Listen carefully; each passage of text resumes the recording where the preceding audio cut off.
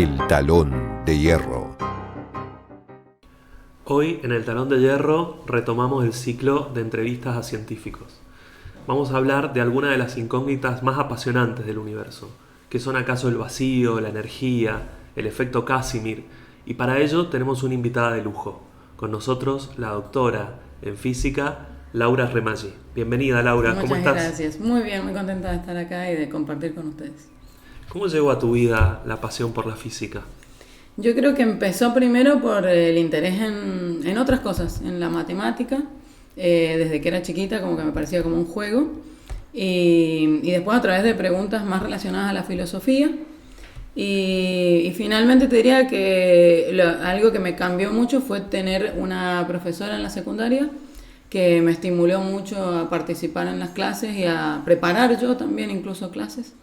Eugenia Ricciardi, muy buena profesora, y ella me estimuló mucho a animarme a estudiar física. Pero a mí me interesaba la psicología, la filosofía y las artes, y encuentro yo que las artes y el pensamiento, de alguna manera, todo el pensamiento humano utiliza las mismas herramientas de la imaginación y de la creatividad para darle respuesta a distintos tipos de preguntas. Y en ese sentido, esas respuestas que aparecen en la ciencia, aparecen en las artes, aparecen en las creencias espirituales, aparecen en todos lados, como el mismo tipo de creaciones humanas o capacidad de imaginar las cosas, de pensarlas, de crearlas y de entenderlas. Así que encuentro que todas esas cosas vienen como del mismo lugar. Me costó muchísimo decidirme entre hacer una carrera artística o hacer algo relacionado a la ciencia. Y bueno, de alguna manera siento que elegí bien, y siempre está lo artístico acompañándome. Este año falleció Peter Higgs.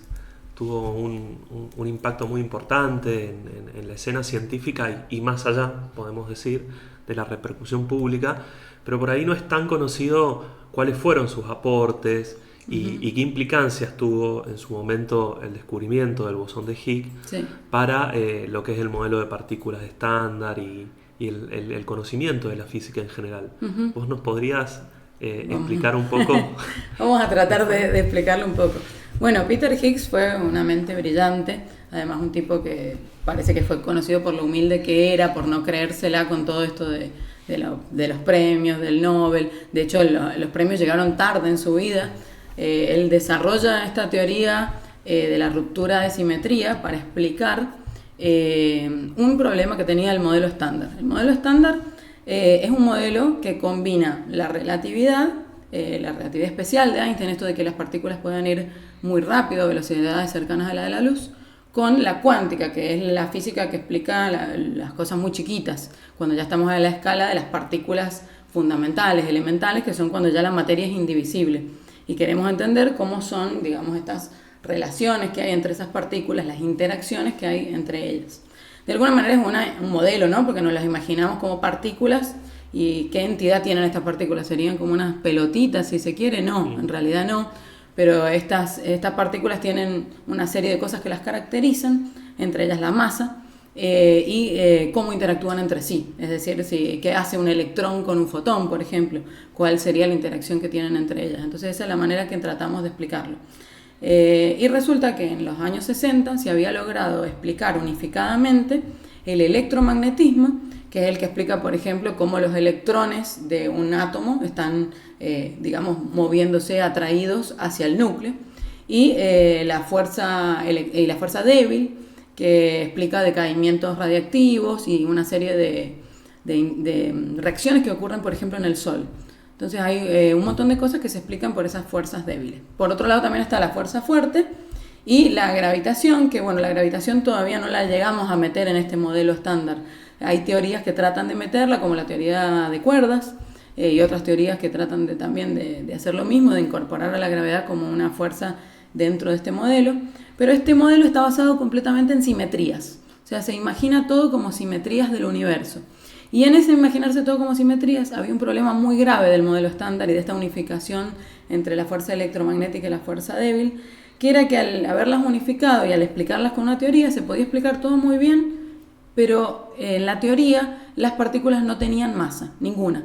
ni el electrón, ni el fotón, que efectivamente no tiene masa, ni los bosones mediadores de fuerza, que siempre en cada, digamos, set de partículas que pueden relacionarse entre sí, hay unos que juegan como los que median entre dos partículas para que la fuerza ocurra, para que haya atracción o repulsión entre esas partículas. Y esas partículas se llaman bosones. Son muy importantes los bosones. Y resulta que para la fuerza electromagnética, el bosón que media, que le dice un electrón a un positrón, toma, te mando un fotón virtual y con esto te empujo o te acerco. Bueno, ese tipo de mediación que hay entre los electrones y los positrones en la fuerza electromagnética también ocurre en la fuerza débil con unos bosones que se llaman W y Z. Y estos bosones W y Z son muy distintos que el fotón. El fotón es una partícula sin masa que puede ir a la máxima velocidad posible, que es la velocidad de la luz. O sea, los fotones son las partículas de luz. Pero cuando nos vamos a la fuerza débil, estos bosones son masivos, tienen mucha masa y hacen que la fuerza sea de corto alcance y que sea completamente distinta del electromagnetismo. Entonces, cuando las logran unificar en una teoría, esa teoría no tenía masa para las partículas. Y entonces, muy cerca, ¿no? Porque eso fue en los 60, en el año 64, tanto Higgs como otros dos físicos más, Broad y Eglert, desarrollan, digamos, cada uno por su lado, distintas explicaciones de esto, que terminan confluyendo en una teoría que tiene todos los elementos para explicarlo, en la que ellos se imaginan, o Higgs en principio es el paper como más importante que dio lugar a todo eso en el 64, publica un artículo corto pero con unas explicaciones realmente muy poderosas y que después terminaron completándose, en la que busca un mecanismo que explique, sin romper el modelo preexistente, cómo podía meter otro campo diferente al electromagnético y al de la fuerza débil que le diera masa a las partículas. Y ahí es donde surge la idea del campo de Higgs. Y cada campo, las vibraciones de un campo, son las que observamos como partículas. O sea, campo, partícula y fuerza son como una trilogía, son lo mismo, son maneras de expresar lo mismo. Entonces, para este campo de Higgs, que él se había imaginado, que era un campo muy sencillo, pero que permea todo el espacio y que interacciona de distinta manera con distintas cosas, ese campo tenía una partícula asignada, un bosón mediador de esa fuerza, que es el bosón de Higgs. Entonces él predecía la existencia de una partícula nueva. Y para encontrar esa partícula nueva pasaron muchos años. Recién en el 2012, en el CERN, que es, digamos, donde está el colisionador de hadrones, en el que hacen unas colisiones en un círculo gigante de 27 kilómetros de perímetro, en el que hacen chocar partículas muy masivas a grandes velocidades y tratan de alguna manera recuperar la simetría perdida. O sea, estamos viendo cómo llegamos a encontrar física de muy alta energía en la que podamos reencontrarnos con cómo pasó ese mecanismo en el que aparecen estas partículas, estos bosones de Higgs. En ese momento fue medido y al año siguiente se le dio a Higgs, entre otros, el Nobel por ese descubrimiento, porque era un descubrimiento teórico que él obtiene en el año 64 modificando el modelo estándar y que después experimentalmente se puede medir fehacientemente en el 2012. Así que es maravilloso pasar de eso teórico a algo ya experimental. La física es una ciencia experimental, es una ciencia natural, de modo que cualquier modelo teórico tiene que someterse a prueba, ser replicable y poder medir las consecuencias de este modelo. Y esta predicción que él hizo se constató y por lo tanto toda la teoría cobra más sentido. Además, el modelo estándar es muy poderoso porque da muy buenas predicciones con mucha precisión.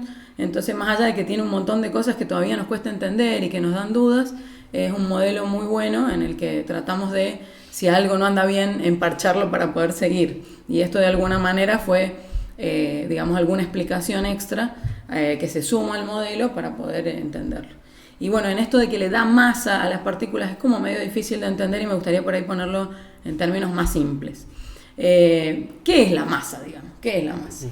Cuando uno se imagina algo que tiene masa, no implica que ocupe mucho lugar o poco lugar, sino que tiene que ver con algo relacionado al movimiento. Y es de alguna manera la dificultad o facilidad con la que un cuerpo puede moverse o puede ser cambiado su movimiento. O sea, ¿cómo hacemos para cambiarle el movimiento a algo? Por ejemplo, viene un tren y está el tren a todo lo que da y se le cortan los frenos. ¿Cómo ese tren puede impactar en otra cosa? O sea, tiene mucha masa. Esa masa tan grande que tiene va a generar un gran impacto. Tal vez con la misma velocidad, algo mucho menos masivo, generaría menos daño. Y es muy difícil frenar algo con mucha masa. Si quiero frenar un tren, me va a costar mucho más que frenar una pelota que me tiraron. Entonces ahí es donde vemos qué es la masa. ¿Y qué es lo que propone este mecanismo de Higgs? Básicamente es como si vos tuvieras una gran fiesta y en esa fiesta hay un montón de gente. Cuando vos te querés mover para llegar al baño, te encontrás con toda esa gente que te está chocando y que te está complicando moverte. Y tal vez, si viene Messi de repente a la fiesta, como todo el mundo lo va a reconocer, a Messi se le va a volver muy difícil llegar al baño en la fiesta. Va a pasar por un montón de gente pidiéndole autógrafo, abrazándolo, sacándose fotos. Si paso yo me va a costar un poco, pero no me va a costar tanto. Y tal vez si pasa el mozo llevando bebidas y la gente le va agarrando las bebidas, va a poder pasar mucho más rápido. De alguna manera los fotones son unas partículas que pasan sin interactuar con este campo de Higgs, y otras partículas como los bosones que transmiten estas fuerzas débiles son mucho más masivos porque interactúan mucho más fuerte con estas personas en la fiesta, digamos. Entonces, de alguna manera, esa podría ser una manera de una analogía para poder explicar un poquito qué es la masa, esta resistencia al cambio en el movimiento y cómo nos lo podemos imaginar que este mecanismo actúa. Y todo parte de imaginarse un universo primitivo en el Big Bang, digamos, en el que todas las fuerzas probablemente hayan sido una misma. Y que esas fuerzas después se han ido subdividiendo a su vez en otras fuerzas por distintos mecanismos en los que se ha roto la simetría del universo. Nosotros lo que pensamos como físicos siempre es tratar de imaginarnos las cosas como con una simetría y después buscar qué mecanismos me sacan de esa simetría para explicarlo. Y una explicación, digamos, bonita de cómo se parte en esta fuerza débil de la electromagnética y de repente el bosón del electromagnetismo, que es el fotón, queda sin masa, pero las otras sí quedan con masa, y a su vez ese mecanismo explica la masa de otras partículas también, es pensar que en esa división ocurre por la ruptura de una simetría. ¿Y cómo uno se lo puede imaginar con algo como más sencillo? Imagínate que vos tenés un sombrero mexicano, tiene la parte superior, la parte más baja y las alas. Si vos pusieras una pequeña pelotita arriba del sombrero mexicano con mucho cuidado, podrías lograr dejarla quieta en la parte superior, en un equilibrio inestable, en la que estaría ahí indeterminadamente. Pero ante cualquier pequeña perturbación, esa bolita caería. Y tiene todo un continuo de lugares donde podría caer. Pero una vez que cayó, cae a un lugar con menos energía y ya no va a volver nunca a donde estaba antes. Estaba en un equilibrio, pero ahora está en un equilibrio mejor. ¿Cuál de todos esos equilibrios va a elegir? No lo sabemos. Nos ha tocado un universo en el que el bosón de Higgs tiene cierta masa y ese equilibrio es cierto equilibrio. Entonces, en esa ruptura de una simetría previa en la que todas esas fuerzas estaban unificadas, a través de ese mecanismo, de alguna manera llegamos a un mínimo de energía mejor para el universo, en el que es uno de muchos posibles. Bueno, es medio loco filosóficamente, uno se pone a pensar que eso te da lugar a pensar, bueno, ¿por qué este universo es así? Podría haber otras posibilidades, otros universos distintos, y podría, pero mientras no tengamos una manera de interactuar o de comunicarnos, no podríamos notar su existencia. O sea que en principio podría haber otras posibilidades de cómo se dio ese mecanismo. Y se dio de esa manera. Es como estar sentados alrededor de una mesa, 5 personas, 6 personas, y cada uno tener un pancito al lado. Inicialmente la situación es simétrica para todos, pero una vez que vos agarres tu pan, ya todos de alguna manera van a saber si tienen que agarrar el pan de la derecha o de la izquierda. Entonces, digamos, una vez que se rompe la simetría, lo loco es que la teoría que explica todo sigue siendo la misma. La física que explica por qué un cuchillo se cae de punta, puesto de punta, se cae hacia el piso para algún lado, es la misma cuando se cae para un lado que cuando se cae para el otro. Pero sí explica por qué la simetría se rompe. Entonces, de alguna manera, ese mecanismo explica cómo se rompe la simetría y se abren estas fuerzas en distintas fuerzas. Algunas partículas interactúan más con este campo de Higgs que está en todos lados, como en la fiesta, y entonces adquieren masa porque adquieren una resistencia a su movimiento, y otras no adquieren masa, como el fotón, y no tienen una resistencia a su movimiento, y eso cambia el comportamiento de esas fuerzas que se supone que inicialmente todas eran una misma. Dentro de estas preguntas que van a factores fundamentales, ¿no?, del universo y demás, vos te has especializado en el estudio del vacío y en particular del vacío cuántico, ¿no?, y los fenómenos que ocurren allí. ¿Podrías contarnos cómo evolucionó históricamente la noción del vacío en la filosofía y en la física? Dentro de eso una pregunta particular, ¿no?, que nos llama la atención a quienes gustamos de la filosofía, Sí, que a mí también me atrae mucho. ¿Aristóteles estaba Sí. equivocado? Más o menos.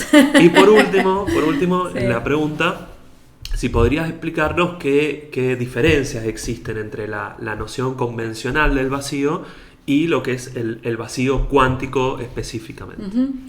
Bueno, siempre estas han sido preguntas que han rondado la mente de los pensadores, tal vez de todo el mundo, pero hubo gente con la oportunidad de dedicarse a pensar. Y Aristóteles sí hablaba de que la naturaleza aborrecía el vacío, se hablaba del horror vacui, y esa idea estuvo firme muchísimo tiempo, desde Aristóteles hasta la época de Newton.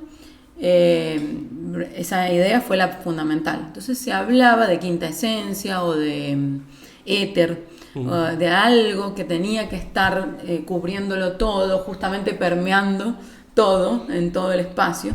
De alguna manera esa idea se repite después en la cuántica, pero en el medio ocurre algo llamativo, y es que cuando estaban buscando este éter para tratar de entenderlo, se hicieron experimentos. Casi todos los que desarrollaban teorías, por ejemplo Maxwell con el electromagnetismo, pensaban también paralelamente una filosofía de todo esto, y pensaban que había una sustancia que era como el medio en el cual las cosas podían interactuar, y era el medio que transportaba las ondas. Ellos pensaban, bueno, una onda de sonido es transportada por el aire, por ejemplo, son ondas de presión de aire. ¿Qué pasa con una onda de luz? Tiene que haber un medio, un éter, que me lleva esa onda de luz. Bueno, resulta que en realidad en su teoría Maxwell nunca lo tuvo que usar. O sea, sus hipótesis eran independientes de esa forma de pensar de él. Él lo planteaba, pero no lo utilizaba. Y de alguna manera, a través de los experimentos de Michelson-Morley, que ellos lo que hicieron fue medir con un interferómetro, o sea, hacían interferir haces de luz, hacían que un haz vaya y vuelva y veían la interferencia. Ellos pensaban que la luz, yendo en un camino a favor de la Tierra y en uno en contra de la Tierra, iba a tener distintas velocidades. Cosa que tenía lógica, porque si yo veo desde abajo de un tren a alguien corriendo en el tren, cuando va a favor del tren tiene su velocidad respecto al tren más la del tren, y cuando va en contra del tren tiene la velocidad del tren menos la velocidad con la que él se mueve en contra del tren. Entonces tenía lógica, ellos querían encontrar cómo era la velocidad de la luz respecto a este éter. Y lo que encontraron es que la velocidad de la luz es la misma en todos los sistemas de referencia. No encontraban una diferencia, y lo hicieron múltiples veces porque la hipótesis de ellos era la contraria. Lo hicieron con mucha precisión, y este experimento se puede hacer hasta el día de hoy. De hecho, en laboratorios de física para los estudiantes se hace. Y bueno, es una de las cosas importantes de la teoría de relatividad de Einstein, que las leyes de la física son las mismas en todos los sistemas inerciales, y que la velocidad máxima de cualquier interacción es la velocidad de la luz en el vacío. Entonces, claro, todo cambia. Cuando te dicen que lo que es constante es la velocidad de la luz, ahora ya el espacio y el tiempo se deforman y cobran otra realidad. Pero por otro lado hay otro camino que se abre, que es el de, bueno, ¿y ahora qué hacemos con el vacío? Entonces, por muchos años el vacío fue la ausencia de materia, fue la nada misma. El vacío era la nada. Entonces ya no estaba esto de que la naturaleza aborrecía el vacío, y no hacía falta un medio para que la luz se propague. Cuando se desarrolla la mecánica cuántica, se descubre algo que es sumamente interesante, que es que las partículas pueden crearse y aniquilarse. De hecho lo hacen permanentemente. De alguna manera la energía siempre está fluctuando. De hecho la conservación de la energía puede dejar de cumplirse por instantes, de alguna manera robándole energía al universo y devolviéndosela en un tiempo suficientemente corto como para que no se viole ningún principio. Y estas fluctuaciones que existen y que son intrínsecas de cómo es la naturaleza según la cuántica, no es un problema al medir nosotros, sino que tiene que ver con las interacciones mínimas que hay en la naturaleza. Entonces esta fluctuabilidad que tiene la energía hace que podamos tener creación y aniquilación de partículas permanentemente, reacciones que tal vez no estamos viendo, y en esas fluctuaciones de la energía uno de alguna manera podría buscar ver cómo se pueden comprobar, cómo las podría medir, que es ahí de donde surge lo del efecto Casimir. En realidad Casimir no es que llega al efecto Casimir buscando entender el vacío cuántico, sino que él empieza estudiando coloides, problemas de química, en los que trataba de entender interacciones intermoleculares. Y para poder explicarlas, termina acudiendo a algo que charla con otro físico en una charla que va a ver de casualidad, le termina comentando, eso tiene que ver con la energía del punto cero, tiene que ver con la energía del vacío. Y claro, si uno tiene un cero de energía, por ejemplo, que pongamos el cero de energía de esta taza acá en la mesa, todos los cambios de energía de la taza yo los puedo medir respecto a ese cero. Y no habría ningún problema, y no se notaría cuál es la energía de base. En el universo, todo lo que es en los campos que están en todos lados y que tienen que ver con estas fuerzas que habíamos hablado, tienen energía, y esa energía en realidad es infinita, y uno ve las fluctuaciones a partir de ese infinito que toma como base. Pero bueno, la gracia son estas fluctuaciones nos permiten darnos cuenta que sí hay una energía en el vacío, y que fluctúa a partir de algún valor. Y entonces Casimir propone un experimento pensado y que después termina llevándose a cabo y comprobándose, que era decir, bueno, tengo el vacío puro, o sea, el vacío mismo, y agarro y pongo unas placas conductoras paralelas, conductoras porque tienen, digamos, justamente en las placas conductoras el campo eléctrico se hace cero en las paredes, entonces me sirven como lo que se dice condición de contorno, que ya te cuento un poquito qué es, pero pongo estas placas muy muy cerca, a distancia de nanómetros, y que veo qué pasa, y lo que se encuentra es que surge una fuerza a partir del vacío que genera la atracción de las placas. Y yo la manera que he encontrado como más linda de explicarlo, a mí que me gusta la guitarra y que toco la guitarra, es a través de la música. Si uno piensa cómo se genera una onda en una guitarra, cómo hago sonar una guitarra, uno hace vibrar una cuerda, pero cuando hace vibrar esa cuerda está sujeta por sus extremos, esos puntos están quietos. Lo mismo pasa con el campo eléctrico. Si yo le pongo dos conductores, el campo eléctrico se apaga en donde están los conductores y me provoca tener unos nodos en la onda, me provoca unos ceros en mi onda. Entonces solamente van a encajar ahí, así como en la guitarra, encajan solo las frecuencias, las notas que tengan ceros en los extremos de donde yo agarré. ¿Y cómo genero notas nuevas? Bueno, acortando o alargando el largo de mi cuerda, presionando con el dedo sobre los trastes. Bueno, de la misma manera, si yo pongo más lejos o más cerca estas paredes, podría generar distintas condiciones de contorno para el vacío. Y uno está pensando ahí que no tiene nada, no tiene ningún otro campo, no tiene nada, solamente tiene el vacío del campo electromagnético. Y resulta que, claro, con estas condiciones, dentro de las placas, uno tiene ciertas ondas posibles, que son las que tengan nodos en las paredes. Y si no tuvieses las placas, o si ves lo que pasa fuera de las placas, tenés todo un continuo de ondas posibles mucho más amplio, no tenés tantas limitaciones. Entonces eso es equivalente a pensar que hay muchas partículas en ese vacío creándose y aniquilándose, pero en el medio de las paredes son menos las que pueden crearse y aniquilarse. Hay menos variedad de cosas que se pueden hacer, como con la guitarra. Hay menos notas o menos frecuencias posibles para una cuerda con un cierto largo que si uno tuviera una cuerda que no está sujeta, que en principio podría tener todas las frecuencias posibles. Entonces cuando uno ve el efecto de eso es que hay una diferencia de energía. Afuera tenés como un montón de partículas pegándole a las paredes, adentro tenés también un montón, pero un montón menos. Y eso genera una presión que hace que las placas se atraigan. Ese efecto, igual yo en mi doctorado lo que estudié es cómo pensarlo en superficies reales, en donde haya distintas geometrías, rugosidades, materiales diferentes como el grafeno, y analizar posibilidades en las que esas fuerzas pudieran incluso llegar a ser repulsivas, o que sean muy dependientes de la geometría del problema. Entonces, como que se puede estudiar mucho más. Y hay otro efecto muy similar, que también se le llama efecto Casimir dinámico, a diferencia de este que es estático, en el que uno piensa las placas en movimiento. Y ese movimiento de las placas genera que esas partículas virtuales que yo te contaba que existen adentro y que, digamos, uno no las mide sino por sus efectos, pudieran generar fotones, luz, reales, fotones que uno pueda medir. Que tampoco hay que pensar que sí vamos a generar energía, es un efecto disipativo, es un efecto de pérdida de energía. Yo le entrego energía al sistema haciendo oscilar con mucha frecuencia muy rápido las placas, y una parte de eso se pierde, así como, no sé, cuando corremos perdemos calor. Eso es disipación de energía, entonces no es que vamos a crear energía de esa manera. Y el primer efecto que te conté tiene una cantidad de comprobaciones experimentales muy grande y de hecho tiene aplicaciones tecnológicas en lo que son las micromáquinas, las nanomáquinas y en el diseño de esas máquinas y también en evitar que, por ejemplo, los componentes se peguen por ese efecto. Y el otro efecto, como habría que hacer vibrar muy rápido, con una frecuencia muy alta, las placas, no hay todavía una tecnología que lo haya podido desarrollar para poder medirlo de manera directa, pero hay científicos experimentales a los que se les ocurrió decir, bueno, pero yo lo que quiero es que cambie la condición de contorno, no es que se mueva, no es, así me cambia el largo de la cuerda, pero ¿cómo puedo cambiar el largo de la cuerda de otra manera? Y entonces lo que hacen es con pulsos láser cambian el valor del campo eléctrico o del campo magnético en las placas.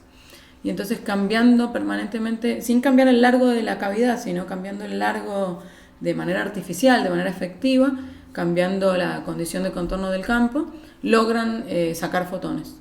Así que, digamos, tiene una comprobación, una especie de paralelo de este efecto Casimir. Y por, digamos, este tipo de efectos se le llama efecto Casimir dinámico a todos aquellos problemas en los que veo el vacío sujeto a condiciones de contorno variables en el tiempo. Pueden ser de cualquier tipo. Que de alguna forma nos permite observar eso, la energía que hay allí donde se supone que no hay ningún tipo... Claro. O sea, es una energía que es diferente a la que puede tener el electromagnetismo. El efecto Casimir es una de las comprobaciones, entre tantas otras, no es la única, una de tantas comprobaciones importantes de justamente la existencia de la energía de punto cero, la energía del vacío. Bien. Así que bueno, hay otras comprobaciones también y se relaciona incluso con cosas muy interesantes como lo que pasa en el borde de los agujeros negros, que también hay efectos parecidos al efecto Casimir que explican la radiación de agujero negro, por ejemplo. La radiación de Hawking. Ajá, tiene que ver con, es un paralelo, digamos, de esta explicación del efecto Casimir en el borde de un agujero negro, donde estos pares de partículas que se crean y se aniquilan, justo al crearse en el borde de un agujero negro hay posibilidad de que alguna partícula entre dentro del agujero y para compensarlo tenga que eliminar otras partículas que provengan desde adentro del agujero. Entonces esa es la radiación, esa famosa de Hawking. Tiene alguna relación, digamos, hay muchos fenómenos similares que tienen vinculación con esto. ¿Qué desafíos crees que tiene hoy la física de partículas en la actualidad? ¿Cuáles son las próximas fronteras que yo creo que siempre está la frontera de que la unificación, que si nos ponemos a pensar, no hay nada que obligue a la naturaleza a que todas las fuerzas hayan estado unificadas al principio. Podría la explicación del universo ser compleja y que cada cosa se explique por separado. Sin embargo, como humanidad, nosotros queremos pensar que hay una simetría detrás, que hay una explicación única, que todo proviene de lo mismo. Entonces esta persecución de llegar en algún momento a la unificación de todas las fuerzas es una de las motivaciones más importantes. Y siempre está poder lograr choques en estos colisionadores a mucho mayor energía, porque cada vez que chocamos a más energía, de alguna manera podemos encontrar física nueva. Hay un dicho que dice que, por ejemplo, si vos le pedís a un ingeniero que te explique cómo funciona un reloj analógico, lo que va a hacer es desarmar el reloj en todas sus partes, volverlo a armar y de esa manera va a entender cómo funciona el reloj.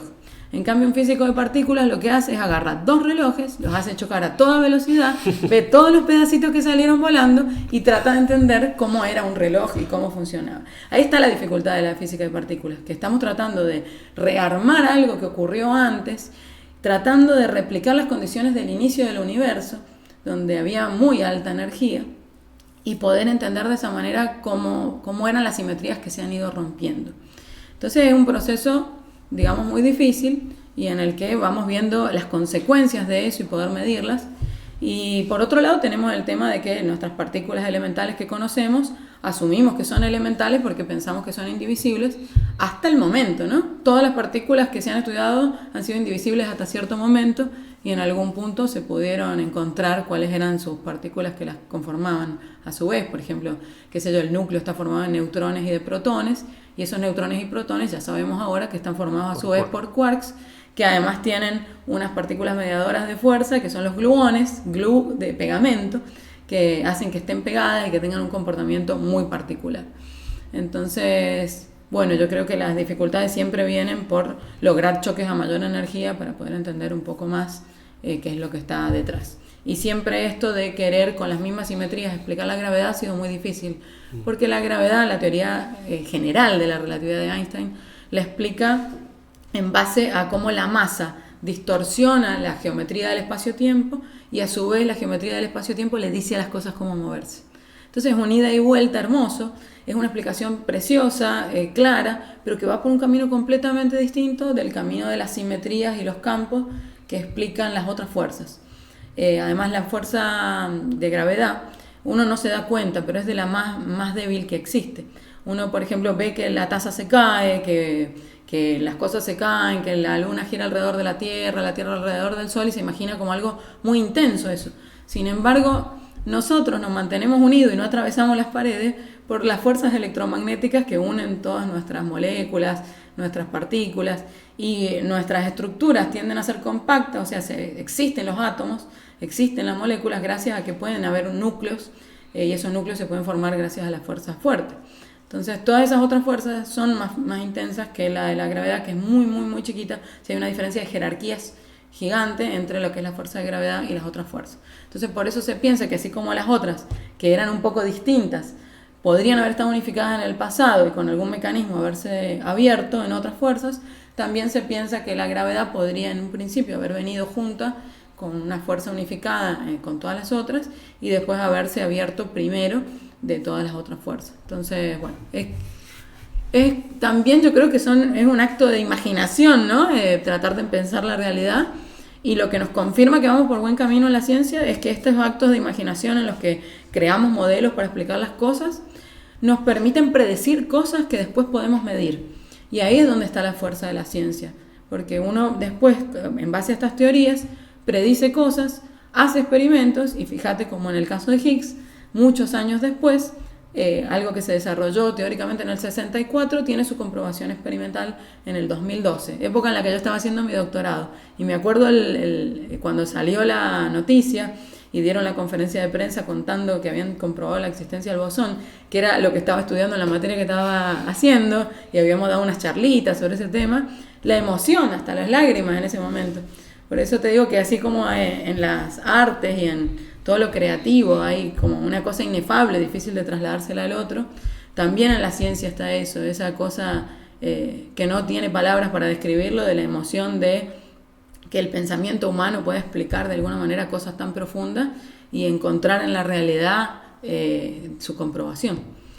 Hay dentro de este campo una particularidad, que es que en los últimos años, pero habría que decir que hace bastantes últimos años, hace tiempo ya, viene poniéndose el foco en las dificultades y la falta de accesibilidad que hay muchas veces para las mujeres en el ámbito científico, y las dificultades que se suman, digamos, ya de por sí a una carrera tan difícil como es la de la física, en la investigación, lo que requiere de esfuerzo, de conocimientos para las mujeres. ¿Cómo ves vos que impacta esto en estos desafíos científicos que tenemos por delante, y por qué, digamos, también para proponerse dar un salto de calidad a nivel científico también sería necesario revisar las condiciones y las posibilidades que se le dan a las mujeres dentro del ámbito científico? Sí, hay áreas en las que particularmente se nota más esto. En el área mía sí, se nota un montón. Bueno, yo no he estudiado esto de manera general, ni soy una persona dedicada a las ciencias humanas, pero sí te puedo contar desde mi experiencia personal qué es lo que yo considero. Por un lado, creo que hemos ido mejorando, y creo que cada vez más vamos estimulando en las mujeres, en las diversidades también, esta idea de que todo es posible para cualquier persona, que te puede gustar cualquier cosa. Y yo me acordaba de cuando era chica, que por ahí hay como limitaciones implícitas que no están dichas. Me acuerdo que se usaban los Rusty, y yo tenía la versión argentina que eran los Mis Ladrillos. Y me encantaba construir. Un poco esto de los modelos de partículas es hacer con bloques algo, ¿no? Y me encantaban los bloquecitos, y yo me armaba todo lo que traía en los cuadernitos y cosas que me inventaba. Y había logrado armar un molino. Y claro, resulta que el molino, en las instrucciones, decía que había que ponerle un motor para que le giren las aspas. Pero el motor no venía en la versión económica de los ladrillitos. Y yo había preguntado tímidamente en mi casa si me compraban el motorcito. Y lo habían dejado pasar sin darse cuenta, ¿no? No hay ninguna mala intención en eso. Pero tal vez pensando que para una mujer capaz no era apropiado. Yo también pensaba que el motorcito era algo que pediría un varón. Y entonces dejé de insistir en pedir el motorcito. Todavía quiero el motorcito para hacer andar las aspas del molino. Me acuerdo que mi hermano, al ser varón, tenía autitos Hot Wheels y tenía las pistas con estas que hacen loops y qué sé yo. Y mi hermano se daba cuenta que yo era muy buena armando la pista para que dé toda la vuelta y salte el auto y ya caiga en la otra. Ah, ya hacías cálculos a esa edad. Y ya hacía los cálculos mentales probablemente, pero me gustaba todo eso. Y probaba con distintos autos a ver qué diferencia había, a ver cuál era el que tenía por ahí menos rozamiento y llegaba más lejos. Y en ese tipo de actividades que están relacionadas con el juego, uno empieza a encontrar vocaciones. Sí, en mi familia estuvo muy estimulada la lectura, había atlas, libros de ciencias naturales, siempre mi padre nos acercaba a la lectura. El primer cuento que nos leyeron fue, no un cuento, nos leyeron El Hobbit. Así que mi papá nos sentaba y nos leía libros. Y yo creo que esas cosas estimulan y que no hay que hacer diferencias entre varón, mujer, para decidir si le vas a leer literatura, si le vas a acercar la música, si le vas a mostrar un atlas o si le vas a contar por qué el cielo es celeste y cómo se produce un arco iris, que son preguntas que todas las infancias hacen, o sea, no son preguntas que tengan un género. De hecho, se ha observado que a medida que crecen las niñas llega a una edad en la que dejan de hacer esas preguntas al notar la falta de entusiasmo en la respuesta, al notar que las dirigen hacia otras cosas. Yo, por ejemplo, me preguntaba, en todo este tiempo que hemos hablado de Higgs, en ningún momento me preguntaste si Higgs era un tipo lindo, si era atractivo. ¿Sabes la cantidad de veces que cuando hablas de una física importante te recalcan si era linda? Dicen, además es una belleza. ¿Por qué le damos importancia a eso? Si no está en ese rol. Si fuera que estamos hablando de una modelo, sería apropiado hablar de su belleza estética. Pero no estamos hablando de modelos, estamos hablando de científicas, por ejemplo. Entonces, ¿por qué destacamos algo que no tiene relación? Y desde niñas siempre lo que más se nos destaca es si somos lindas o no, si somos agradables, si somos tranquilas, si colaboramos, si ayudamos y no por ahí esas otras cosas. Y por otro lado uno se choca con cosas mucho más serias, o sea, estas serían las cosas que uno con buena intención se equivoca y que podrían corregirse también poniendo el pensamiento en eso y estimulando también desde otros lugares, desde los colegios, desde los jardines, desde actividades recreativas. En mi facultad, por ejemplo, funcionan actividades científicas recreativas para los chicos y vienen niñas y niños los fines de semana a hacer experimentos y terminan súper entusiasmados. Y más allá de que no se vayan a dedicar tal vez a la ciencia o sí lo hagan, te abre la mente, es como la música. ¿Por qué tenés que aprender a tocar un instrumento? ¿Para ser músico? No, porque te genera conexiones en el cerebro, te genera ver el mundo de otra manera, te cambia tu visión de la realidad. Entonces yo creo que la ciencia también le abre la mente a las infancias y bueno, uno lo ve después eso en su desarrollo con más libertad. Y por otro lado, las mujeres vivimos sometidas en general, ¿no?, a muchas violencias. Y yo las viví. Yo lamentablemente padecí violencia de género, sufrí abusos en la adolescencia. Y todo eso atraviesa tu carrera. Hizo que me tome más años poder recibirme del doctorado, que tuviera que pasar por un tratamiento para recuperarme en el medio. Las mujeres también asumimos muchas tareas de cuidado. Todas esas tareas de cuidado nos demoran. A veces vos ves baches en el currículum de una mujer que tienen que ver con todos aquellos años que le dedicó a sus hijos o al cuidado de algún padre enfermo. Y siempre suele recaer sobre nosotras ese tipo de peso, de actividad, que no está bien distribuida la carga.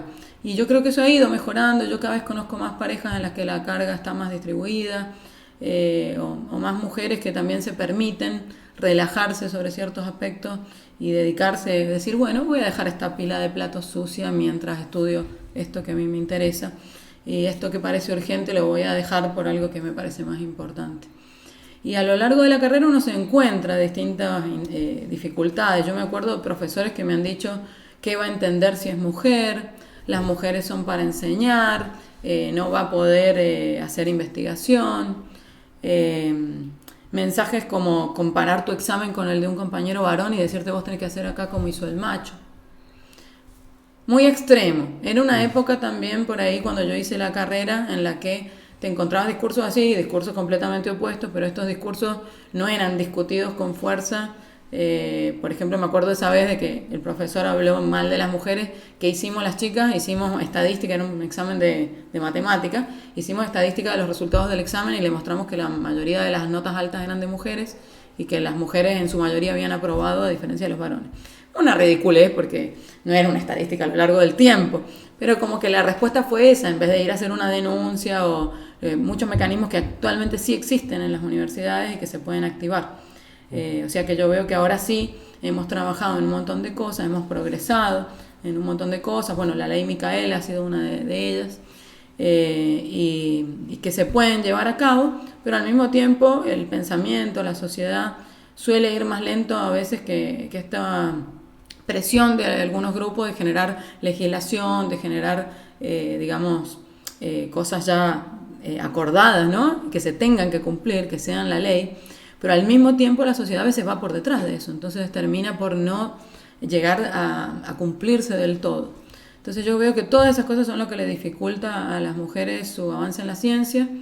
Hay muchas mujeres científicas muy admirables. Bueno, en esta parte de partículas, María Teresa Dova, se me ocurre como, vayan a leer los libros de María Teresa, y que ha colaborado en cuestiones relacionadas al CERN mismo. O sea, acá ha habido colaboraciones con Atlas, que es parte del CERN, con otros experimentos como el de Pierre Oyer. Ha habido mujeres muy importantes trabajando también en eso y tratando de entender la física de partículas. Y por otro lado, en el área de cuántica tenemos a Karen Hallberg, por ejemplo, en el Instituto Balseiro, en Bariloche, que es una eminencia y que también participa de muchas actividades, foros y tiene un gran peso internacional en todo lo que tiene que ver con hacer física para la paz, tratando de no hacer física con fines bélicos y el desarme nuclear y demás, y también con los aspectos éticos de la ciencia y también con este tema de las mujeres en ciencia.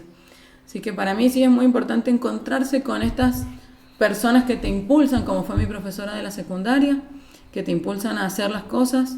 Frases que me dijo mi viejo, por ejemplo, me acuerdo de una pareja que yo tenía, que cuando quise empezar a hacer el doctorado y fui a hablar con el que después fue mi director, yo estaba súper motivada, súper entusiasmada, y esta persona me dijo: tengo amigos en Balseiro que han querido entrar a ese grupo, el de partículas, y son más inteligentes que vos y no lo han logrado.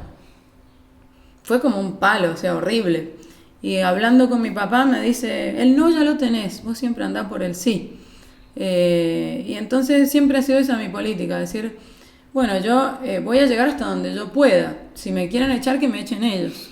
Pero yo quiero saber más de física de partículas. No sé si yo voy a descubrir algo, tal vez no. Pero para mí lo importante es poder saberlo, poder leer estos papers y entender algo, poder contarle a otros y por ahí motivar a mis estudiantes o a la gente que nos está escuchando ahora, que tal vez alguno de ellos sea quien descubra algo importante en esta línea. Entonces, que se motiven a estudiar algo. Y siempre me ha gustado a mí el desafío, siempre he elegido lo que era difícil. Y creo que eso es importante estimularlo en todas las infancias. Y en las mujeres en particular, porque estamos habituadas a que no se nos estimule a hacer cosas que nos cuestan. Que digamos, esto es un desafío, esto parece difícil, tal vez no lo puedo hacer, pero igual lo voy a intentar. Entonces creo que es muy importante eso y tener esos apoyos. Creo que para mí hubiera sido mucho más lindo, más fácil, si personas que ya lo vivieron hubieran estado alrededor mío diciéndome: quédate tranquila que vas a poder, dale para adelante que vas a poder. Y en general la persona que me tuvo que decir eso fui yo misma. Tuve que decirme: dale, Laura, que vas a poder. Así que bueno, ese sería mi mensaje, que para las chicas sobre todo, que se animen, que si les gusta se animen, que es muy difícil, sí, es difícil, pero que sea difícil lo hace mucho más atractivo. Muchísimas gracias, Laura. No, gracias a vos. Queremos hacerte un regalo de las ediciones del Instituto del Pensamiento Socialista, que es una compilación de escritos de Rosa Luxemburgo.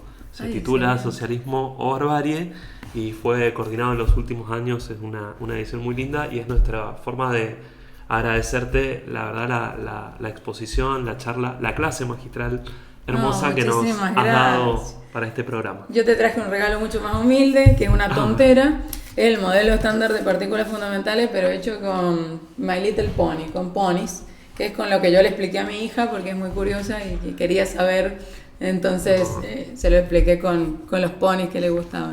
Te agradezco muchísimo porque cualquier docente sabe que esto es oro en polvo para nuestras clases, para transmitirle a los chicos cosas tan lindas como las que hemos estado. No soy la autora, hablando. pero fue un hallazgo Sí. de internet y nunca encontré quién lo ha hecho. Si alguien sabe quién lo hizo, me avisa. Va a estar disponible para Pero- descargar gratuitamente, ciencia abierta, Sí. con los pequeños ponis también. en Con el los que- pequeños ponis. Muchísimas gracias por todo. Gracias a vos. Nos vemos en un próximo episodio del Talón de Hierro.